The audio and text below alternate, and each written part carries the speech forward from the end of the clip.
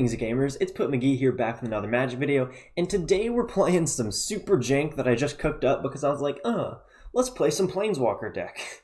And we're playing Jund Planeswalkers, and that might sound stupid, and if it does sound stupid, it's because it is. It's kind of dumb. But what we're really doing is we're ramping into really powerful Planeswalkers, right? So we're playing a normal ramp like Paradise Druid, Leafkin Druid, and then 1 Arboreal Grazer, and 4 Leyline Prowler. Normally, like, Leyline Prowler doesn't see a lot of play, but I do think it's actually a pretty strong card, and I like that it has enough toughness to not die to Shock and Flame Sweep, because we're seeing some Flame Sweeps out there. It still does die to Deafening Clarion, which is a big bummer, but I think that's okay because the Death Touch and the Lifelink are both going to be relevant if we're trying to control to until at least turn 5 or something like that. But basically what we want to do is ramp to get to Nissa as fast as possible, and then once we have Nissa on the board, it's kind of like wide open what we can do after that. We have a ton of power in Planeswalkers. Obviously we have Sarkhan, and then we do have Garruk Cursed Huntsman and Chandra Awakened Inferno as kind of our closer pieces, but I am, just for fun, really running 1 Liliana and 1 Ujin the Ineffable at the top end. And the reason I'm playing 2 extra one-offs is because I want to be able to play multiple, like quite a few different Planeswalkers, just to make Sarkhan's ability that turns Planeswalkers into dragons. I want to make that ability pretty good. And if we're playing a ton of copies in the top end, it doesn't really help us a ton, if that makes sense. Anyway, so basically, yeah, Nissa is, if you've been playing Magic quite a bit, you might know that Nissa is probably the strongest card in Standard right now. Like, that's what I think, just because of the way the passive is super powerful. Her passive, so doubling your forest's mana production, is really, really strong. Yeah, that's really good, right? But also being able to +1 and create a 3/3 vigilance land creature is really, really important. It gets you multiple uses out of your land, and it puts creatures on the field for you. It's really strong. What I do like about Nissa, especially with Chandra Awakened Inferno, is that the lands are elementals, and so if you want to board wipe with Chandra, it does not kill your own elementals. And that's the main reason we're playing Leafkin Druid down here anyway, is because this is an elemental, and if we're ramping with it and we don't necessarily want it to die when we sweep the board with Chandra later, which is probably going to happen, it's possible that we can kind of get the board overloaded before we're able to really set up our Planeswalkers. And yeah. So other things we're playing. So look. Gosh, I just had like a stroke or something. Let's look at our 4 slot here. And the main justification behind this is that Questing Beast is incredibly powerful, especially because it can't be blocked by creatures with power 2 or less. And we're going to be seeing a lot of those out there, with Cavalcade of Calamities and ramp decks as well. They play a lot of small creatures that won't be able to block Questing Beasts. So Questing Beasts can get through, deal damage, and take out Planeswalkers if we need it to. And then we're playing Chandra Fire Artisan as another Planeswalker and a way to draw cards for us, because in the late game we do have a tendency to kind of putter out in terms of card advantage. Which is another reason we're playing Liliana and Ujin, because they provide card advantage for us, but so does Chandra, and we can get it earlier with Chandra. Also, we're playing, this is not a card you see very often, but we're playing Storev Devkarin Lich. And the reason I'm playing this is because we're going to want to bring back our Planeswalkers occasionally if they get destroyed, or like, what can really, really kill us is the Eldest Reborn. That's what the card is called, right? Eldest. The Elder Spell, not Eldest Reborn, that's different. The Elder Spell can really screw us up. And so if we lose a bunch of our Planeswalkers, we will want to be able to have a way to bring them back. And so Storev Devkarin Lich is our way to bring them back. And then at the top end, we're also running 3 Casualties of War. I have found this card to be very, very good in Standard right now, because if we're going to be, if we're actually playing this in the meta, which I'm against meta decks, I'm going to be playing it in the normal queue, so we might see some more janky stuff. That's kind of the hope, at least. But if we are playing against meta decks, Casualties of War is very strong because it takes out artifacts and enchantments, which Jund Sacrifice plays an artifact, enchantment, creatures, and obviously lands, and Planeswalkers occasionally. So we can hit all of those things with Casualties of War. And the same goes for Jeskai Fires. They play enchantments, creatures, and Planeswalkers, and so we can hit a lot with that. So yeah, I think that's about really all I need to talk about the deck. We're still playing 24 lands, but kind of figure out the mana base on your own is what I would say if you wanted to play this deck. But we are playing 4 Interplanar Beacon to make sure we can cast these Planeswalkers that have sometimes a kind of difficult casting cost. So, now that that's all been said, let's get in there and try to win some games with this. I played a couple of practice games. I haven't tested this a lot, but I did play a couple practice games, and it went okay, actually. Surprisingly went well in the practice, so hopefully it's at least fun. Hopefully it's at least fun to watch if you're watching from home. And again, thank you guys so much for watching my videos. I really appreciate your support. And if you have suggestions for things you want to see me play in the future, put them in the comments below, and I will hopefully respond and maybe make the video that you're asking for. So we'll see. This is technically keepable, because if we draw into a land by turn 3, we can play Questing Beast. But a 2-lander is keepable with Paradise Druid, but we don't have any other form of ramp in our hand. We have a lot of cards we can't play for a while. So I'm thinking about mulliganing, but I might keep. I think I keep this and just hope that I draw into either another ramp piece or at least another land. Okay, so they play Bloodfell Caves, comes in tapped. Oh, that's not what we're looking for. So maybe our turn 3 draw will help us out of this pickle, because this is bad. These 3 right here are unplayable for like 3 more turns. So yeah. Okay, well that's a land. That's good. So we're gonna actually shock that in to go Questing Beast. I may regret that if they kill Paradise Druid right here, which it looks like they're gonna do. But I was gonna have to tap her eventually. But putting a 4/4 Vigilance, Death Touch, and Haste creature on the board is very important right now. Unfortunately, I think we're going to stall out in the mid-game, which is a big bummer. Okay, this looks like... I mean, it's Jund. I don't know... okay, it's Jund Adventures, I think, which is pretty terrible. Okay, Temple of Malady. Hopefully we can scry... Do we keep a Leyline Prowler?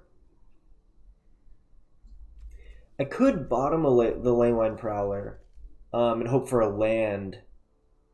But if I end up drawing something worse, I'm going to regret it. I think I actually do bottom it because we really need a land. And if I end up with a Paradise Druid or Leafkin Druid, it's not the end of the world. Okay, this is Jund Fires. Very interesting. Oh, okay, not Jund Fires. This is what, 5-color Fires? Or something? I'm very confused. I'm not going to lie, I'm a little bit confused. Ugh, that's terrible. This is the worst. This is the worst. Just give me a land, baby. A land will do. Because once we play Sarkhan, okay, that's so horrible. All they have to do now is use Nicol Bolas's +1 to pretty much just kill me. I'm in trouble. I'm in trouble here for sure. Yep, I'm gonna exile one of my Garriks, and please, can I draw a land? They probably play Bone Crusher Giant here. Yep. Smart. Ah, thank you. That's something. Okay. No, not the thing I want to press. Okay, I've got to shame concede this. This has been a terrible game, and I did this earlier when I was playing this deck. I like spam click and click the wrong ability for Sarkhan. When I want to make a dragon, I click his +1, but that's not what his +1 does. His +1 turns himself and other planeswalkers into a dragon, instead of making a dragon token, which is what I meant to do. But we got screwed really early in that game because I kept a 2-land hand and lost our Paradise Druid. This, on the other hand, is a very good hand. This we like. We keep this. And we can play Temple of Malady turn 1. Put those down there. Get our hand in order. Okay, so Temple of Malady comes out first. Leafkin Druid, Leafkin Druid, Leafkin Druid. I think I bottom that since we already have plenty of ramp here. So we see a mountain first, which tells me probably mono red. And if it's mono red... Okay, they don't have a play though. Gosh, excuse me. Sorry. So we go Interplanar Beacon. I'm going to play Paradise Druid because it has hexproof. Can't get killed before I can use it. so that at least I can use it next turn. But I'm probably going to want to save it until turn 4 so I can go ahead and get out a Chandra or a Sarkhan. Okay, this is it, actually. Huh. Very interesting. Ooh, Nissa is nice. We can't play Nissa yet, but I'm going to go Stomping Ground and then Leafkin Druid. And I'm not going to tap Paradise Druid because I feel like as soon as I tap Paradise Druid, it dies. So I just pass. Yeah, no attacks.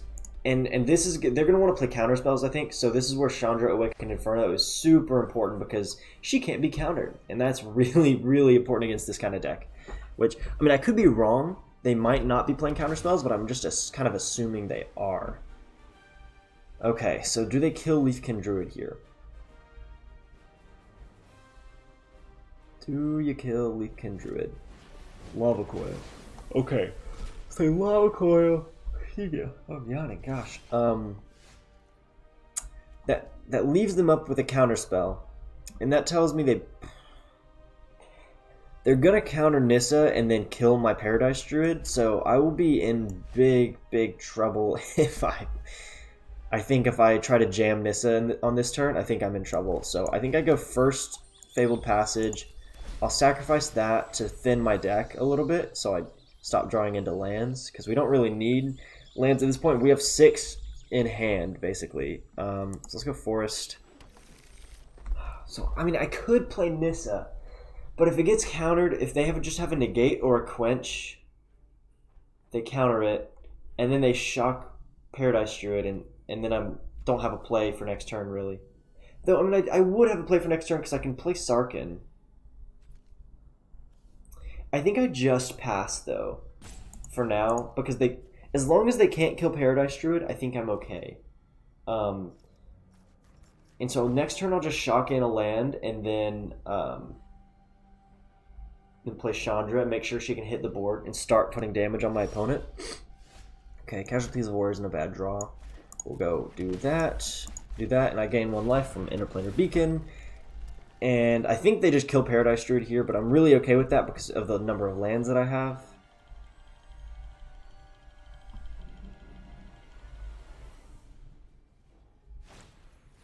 Okay, so they're opting.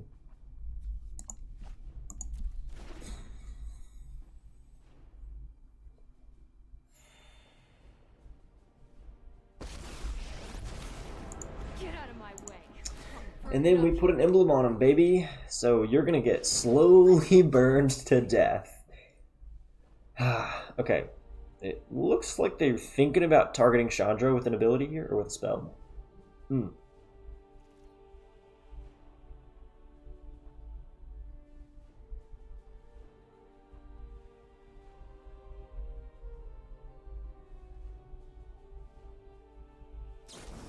Yep, okay. As expected, they shock Paradise Druid, and I still think they're holding a counter spell. So, let's see if they try to remove Chandra here,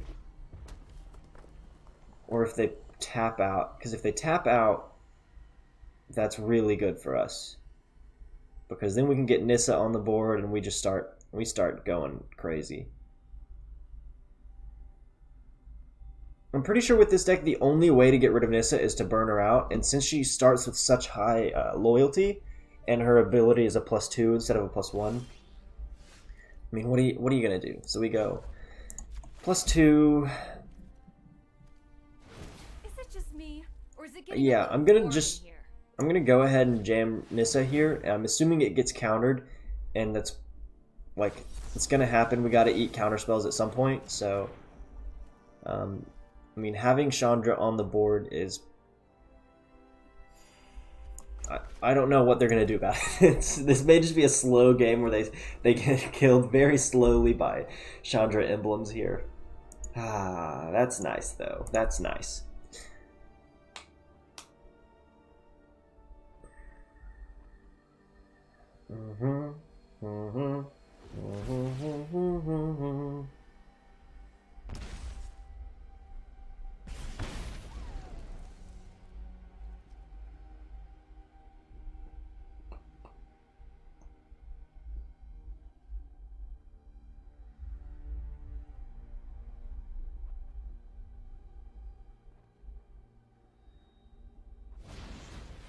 Okay, fair enough. Yeah, that's a thing you can do, but it still can't be countered when I play it next turn. I'm just gonna play it again.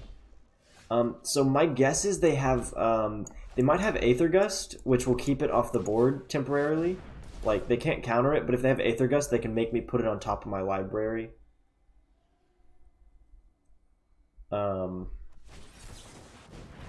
Dude, no, you can't counter this spell. Oh my gosh. Oops, yeah, that's a big ol' oops, opponent. I think they're dead, right? They're gonna die now? Yeah, now you take 3 damage and you're dead in pretty much like 3 more turns. So I'm guessing maybe they just didn't have a counterspell earlier when I played it the first time, or they had the second time I played it they forgot that they can't counter it, but whatever. I don't know. So what? Yeah, I figured they just concede here, but my problem, like, I feel like Chandra is a little bit broken sometimes, like, because you can't counter it. Like, against some decks, it's just you're dead, or you have to kill the opponent before you get burned out by emblems. So, I mean, that was good. Oh, I love Chandra. I missed playing, for a while, I was playing this mono-red Chandra Planeswalker deck where I just played all 3 of the M20 Chandra Planeswalkers, and that was so dirty. It was awesome. Or they wore the Spark. No, they were M20, right? Yeah. So we go first. Yeah, this is fine.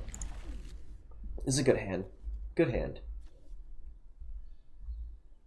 So let's see. We could play... No, we can't play Storev on turn 3 because we don't have double black. Unless we draw into another black mana source. We won't be able to play it turn 3, which sucks, but... They shocked that in for Foulmire Knight. That's strange. Yeah, we'll go ahead and Leaf Kindred, play Fabled Passage is a turn 4 play generally anyway.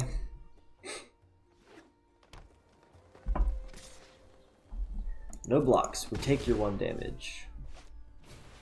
Lucky Clover. Okay, so this is Golgari stuff. Let's Temple of Malady, make sure...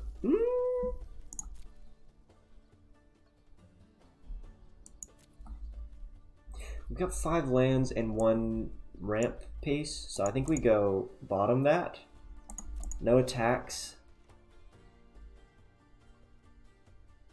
Man, I really wish I'd had a Paradise Druid on this turn, because that would mean I could probably play Chandra or Garruk on my next turn.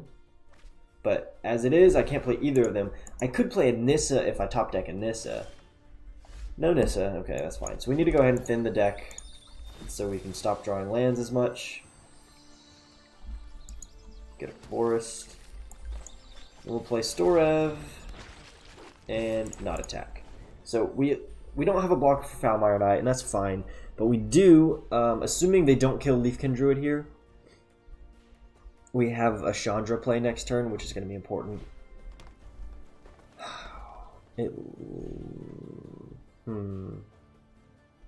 If they have, what is it, Murderous Rider, we are in trouble. Bond of Flourishing. Why are you playing multiple copies of Bond of Flourishing in this deck? That doesn't make a whole lot of sense. Yeah, also Voracious Hydra is not a great... I mean, they're probably just playing, like, they're doing it kind of budgety. I think I need to pull... Oh, wait, I can do this with Interplanar Beacon. Yeah, we go Interplanar Beacon. Chandra first.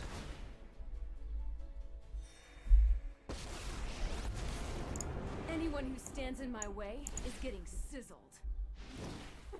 Put an emblem on him and not attack. Because we don't even need to attack. And if I attack, this dies. Okay, that's fair enough. Yes. Let's just take a forest. That's fine. The good news is I can get her back to my hand with Storev, but I also have a Garruk in my hand for next turn anyway. I'm not real sure why they're playing Lucky Clover, because it doesn't look like they're playing a whole lot of adventure spells. Like, I've only seen Foulmire Knight so far. I'm assuming they're playing, like, at least Murderous Rider, right? Like, you've got to be playing a little bit of Murderous Rider. Okay,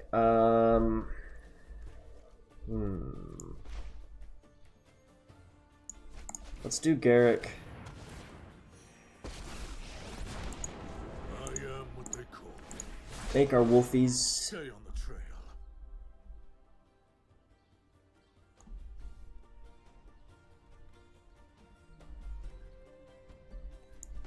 Then we'll play Stomping Ground, I suppose. I don't... Like, if I play Fabled Passage, it takes my last basic land out of the deck, and if they play Assassin's Trophy, I want to make them pay for it by putting a land on my field. Okay, there's a Foulmire Knight again, so they double that, draw a bunch of cards. So they're starting to do something. I'm expecting to see some Smitten Swordmasters coming up here. And they concede. Okay, fair enough. I guess our deck is just too powerful for these people. I'm sorry, people. I'm playing really expensive Planeswalkers on normal play queue. It's technically a jank deck, but it's a jank deck that has potential for a ton of power. So let's get in at least one more game.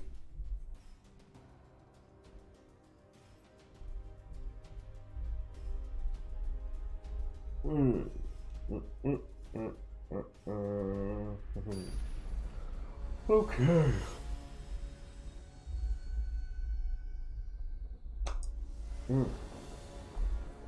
Alright, what do we got here? Show me the hand. Yep, that's definitely a keepable hand. I like this hand a lot, actually. Starting with Paradise Druid and then going turn 3 Leyline Prowler is really nice. Because that, assume if we draw a land, and neither of these get killed, we can play Ujin on turn 4, which is a great play. I would really like that. Let's see. Pelk Collector, okay. So we might get rushed down here by, I think we bottom that. We need to go for a land and or a Nissa. Okay, so Gruul aggro. Interesting that they didn't play that first. Okay, Pelk Collector, that's fine. Cool. So we go Paradise Druid here, and then we can play Leyline Prowler next turn, and then turn 4, we've got an Ujin the Ineffable. Spellgorger weird. What the heck? Okay, so this is probably Proliferate. Like, so we take a bunch of damage, which sucks. But, yeah, we just do that. So Spellgorger weird, they're going to try to get big by playing non-creature spells, and it's possible, let's see, if they have a land, it's possible that we could die on this turn if we don't block anything, and that would be a real shame. So they shock in a land, Gnarlback Rhino. Alright.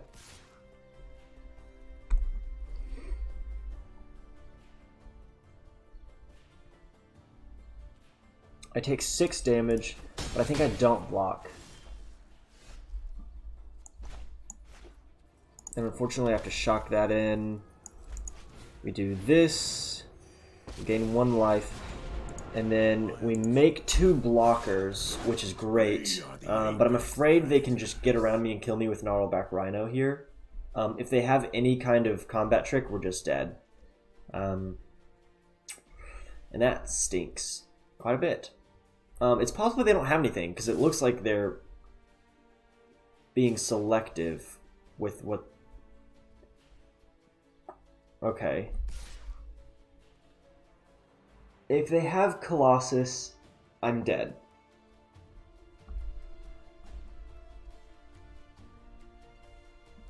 Right, I think I have to block these 2, or I die to a shock. But this allows me to Okay, so no, I don't die to a shock. That's nice. Oh, this could be really good, actually. Because here, watch this.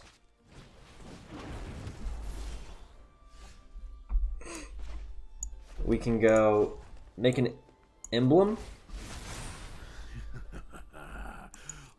Attack with you.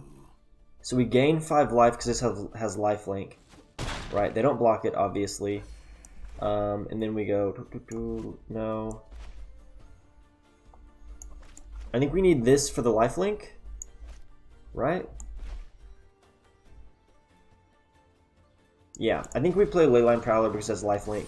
And so, if they attack, they're forced to allow me to gain life. So yeah. We're in a good spot.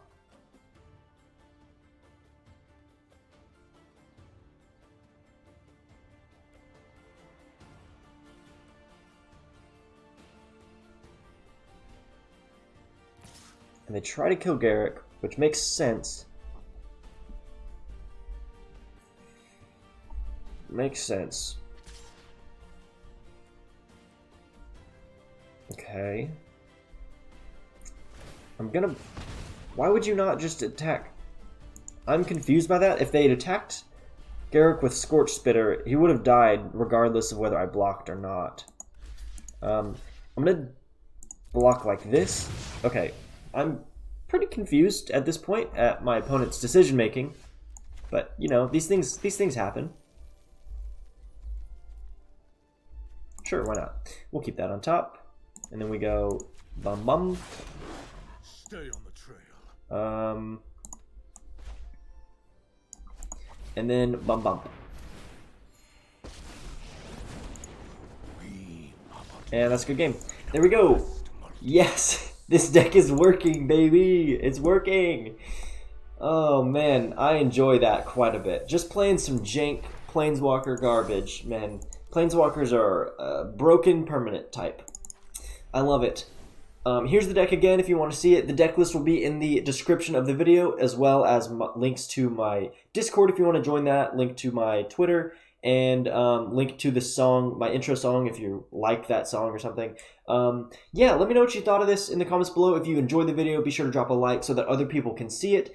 I do appreciate you guys taking the time out of your day to spend a little bit of it watching one of my videos. I will see you guys in the next one. It's been fun. Peace.